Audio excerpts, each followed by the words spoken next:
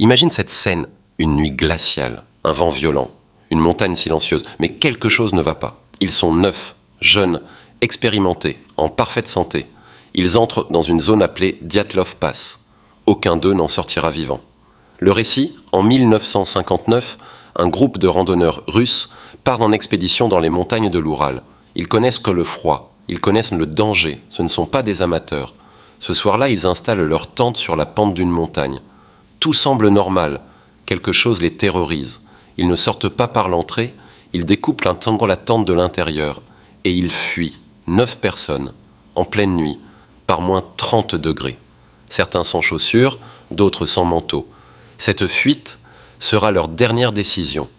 Une découverte troublante. Quand les secours arrivent, ils trouvent des empreintes de pas. Pas de lutte, pas de poursuite. Juste une marche désordonnée, comme une panique silencieuse.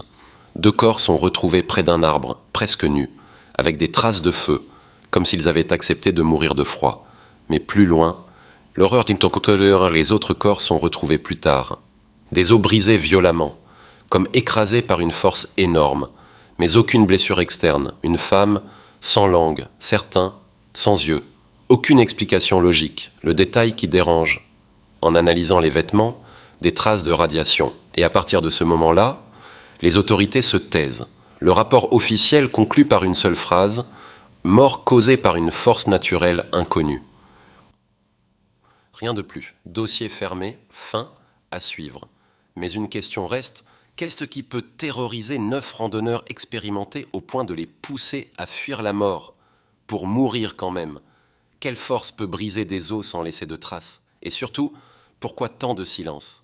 Le Dyatlov Pass existe toujours, calme, froid, mais il n'a pas encore tout révélé.